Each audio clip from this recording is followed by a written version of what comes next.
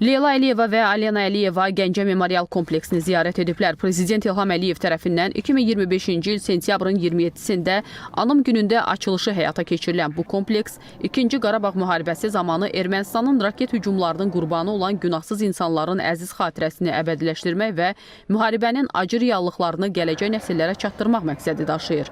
Kompleksin birinci mərtəbəsində muzey ekspozisiyası, ikinci mərtəbəsində isə müxtəlif tədbirlərin keçirilməsi üçün zal yerləşir.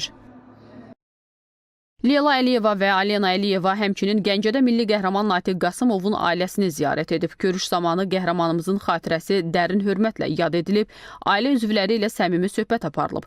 Natiq Qasımov 1-ci Qarabağ müharibəsi zamanı Ağdam-Xankəndi istiqamətində döyüşlərdə misilsiz igidlik göstərib. O, müharibə zamanı 5 gün tək başına mühasirədə qalsa da, erməni işğalçılarına sonadək müqavimət göstərib. Görüş zamanı şəhidin şərəfli ömür və döyüş yolu bir daha xatırlanıb. Leyla Əliyeva və Alena Əliyeva Gəncə şəhər fizika, riyaziyyat və informatika təmayüllü liseydə fəaliyyət göstərən STEM mərkəzində və Gəncə şəhər 37 nömrəli tam orta məktəbdə olublar. Mərkəzlə tanışlıq zamanı 1-ci vitse-prezident Mehriban Əliyevanın təşəbbüsü ilə Azərbaycan məktəblərində STEM layihəsinin geniş icrasına başlandığı barədə məlumat verilib.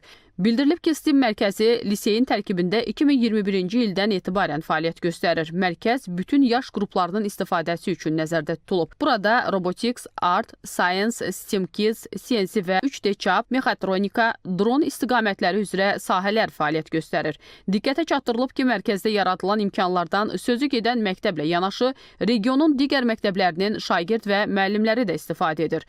Hər tədris ili 1000-dən çox şagird mərkəzdə müxtəlif modullar üzrə təlimlərdə iştirak edir. Qeyd edək ki, 2019-cu ildən tətbiqinə başlanılan STEM layihəsinin əsas məqsədi təhsil alanlara tənqidi, yaradıcı düşünmə, əməkdaşlıq etmə və digər bacarıqları formalaşdırmaq, yaradıcı proses vasitəsilə öyrənmə imkanı yaratmaq, fənləri ayrılıqda öyrətmək deyil, onları real dünyadakı tətbiqlərə əsaslanan vahid öyrənmə modelində birləşdirməkdir.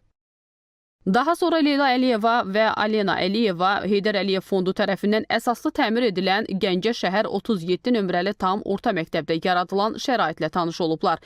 Bildirilib ki, 1969-cu ildə inşa olunan Gəncə şəhəri Kəpəz rayonu 37 nömrəli orta məktəbin binası ötən müddət ərzində köhnəldiyindən istifadəyə yararsız vəziyyətə düşüb. 2024-cü ilin noyabrından Heydər Əliyev Fondu tərəfindən 724 şagirdlik məktəbin əsaslı təmir işlərinə başlanılıb. Təhsil ocağı 3 mərtəbəli 1 korpusdan və 2 mərtəbəli 3 korpusdan ibarətdir. Məktəb zəruri mebel və avadanlıqlarla, fən kabinetləri və laboratoriyalar, əyani vəsaitlərlə tam təchiz edilib.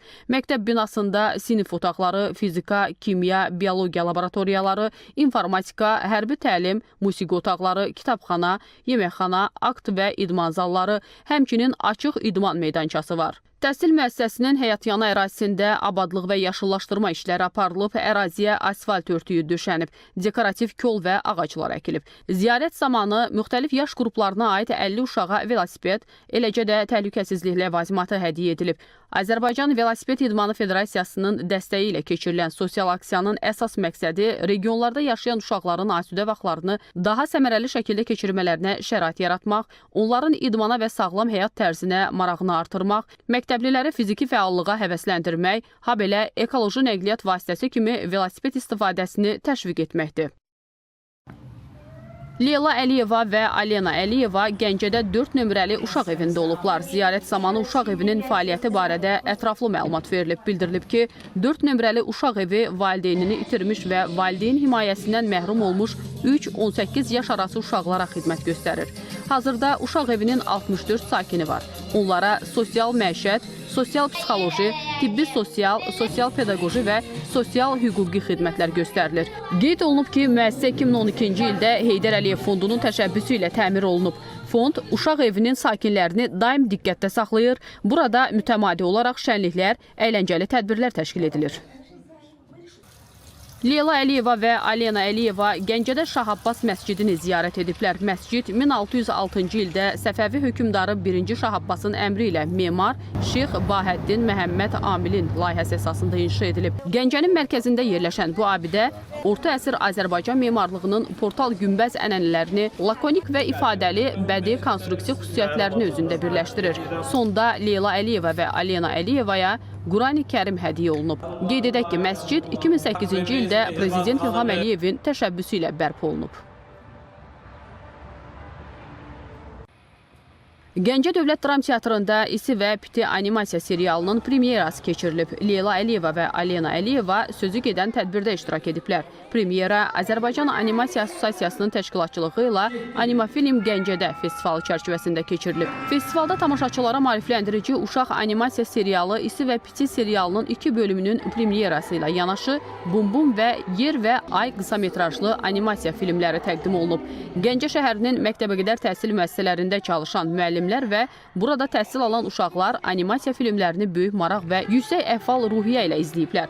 Festivalda həmçinin uşaqlara insan və təbiət vəhdətini, ekoloji problemlərin planetimizə təsirini izah edən, hamını vətəni, ana təbiəti və yer kürəsini qorumağa səsləyən Azərbaycan və Özbəkistan animasiya mütəxəssislərinin birgə istehsalı olan Yer və Ay qısametrajlı animasiya filmi nümayiş olunub.